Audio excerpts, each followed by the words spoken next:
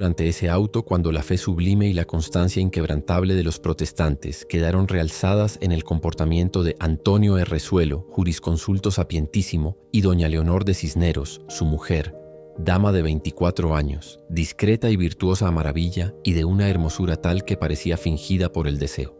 Errezuelo era hombre de una condición altiva y de una firmeza en sus pareceres, superior a los tormentos del santo oficio. En todas las audiencias que tuvo con sus jueces, se manifestó desde luego protestante, y no solo protestante, sino dogmatizador de su secta en la ciudad de Toro, donde hasta entonces había morado.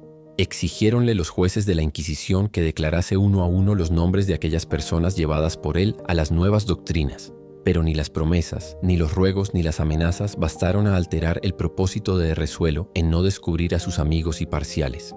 ¿Y qué más? Ni aun los tormentos pudieron quebrantar su constancia, más firme que envejecido roble o que soberbia peña nacida en el seno de los mares. Su esposa, presa también en los calabozos de la Inquisición, al fin débil como joven de 24 años, después de cerca de 2 años de encarcelamiento, cediendo al espanto de verse reducida a la estrechez de los negros paredones que formaban su cárcel, tratada como delincuente, lejos de su marido a quien amaba aún más que a su propia vida, y temiendo todas las iras de los inquisidores, declaró haber dado franca entrada en su pecho a los errores de los herejes, manifestando al propio tiempo con dulces lágrimas en los ojos su arrepentimiento. Llegado el día en que se celebraba el auto de fe con la pompa conveniente al orgullo de los inquisidores, salieron los reos al cadalso y desde él escucharon la lectura de sus sentencias. Errezuelo iba a ser reducido a cenizas en la voracidad de una hoguera, y su esposa doña Leonor a abjurar las doctrinas luteranas que hasta aquel punto había albergado en su alma y a vivir a voluntad del santo oficio en las casas de reclusión que para tales delincuentes estaban preparadas. En ellas, con penitencias y San Benito recibiría el castigo de sus errores y una enseñanza para en lo venidero desviarse del camino de su perdición y ruina. Al ir Errezuelo al cadalso, lo único que le conmovió fue el ver a su esposa en ropas de penitente, y la mirada que echó, pues no podía hablar al pasar cerca de ella, camino del lugar de la ejecución. Parecía decir, esto sí que es difícil soportarlo.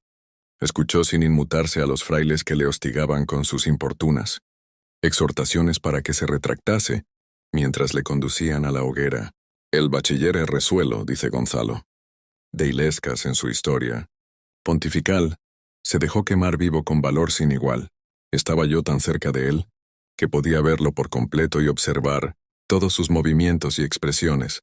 No podía hablar, pues estaba amordazado, pero todo su continente revelaba que era una persona de extraordinaria resolución y fortaleza, que antes que someterse a creer con sus compañeros lo que se les exigiera, resolvió morir en las llamas.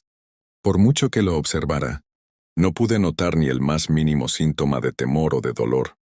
Eso sí, se reflejaba en su semblante una tristeza cual nunca había yo visto. Su esposa no olvidó jamás su mirada de despedida. La idea, dice el historiador, de que había causado dolor a su corazón durante el terrible conflicto por el que tuvo que pasar, avivó la llama del afecto que hacia la religión reformada ardía secretamente en su pecho, y habiendo resuelto, confiada en el poder que se perfecciona en la flaqueza, seguir el ejemplo de constancia dado por el mártir, interrumpió resueltamente el curso de penitencia a que había dado principio. En el acto fue arrojada en la cárcel, donde durante 8 años resistió a todos los esfuerzos hechos por los inquisidores para que se retractara, y por fin murió ella también en la hoguera como había muerto su marido, quien no será del mismo parecer que su paisano. De Castro cuando exclama, infelices esposos, iguales en el amor, iguales en las doctrinas e iguales en la muerte. ¿Quién negará una lágrima a vuestra memoria y un sentimiento de horror y de desprecio a unos jueces que, en vez de encadenar los entendimientos con la dulzura de la palabra divina, usaron como armas del raciocinio los potros y las hogueras?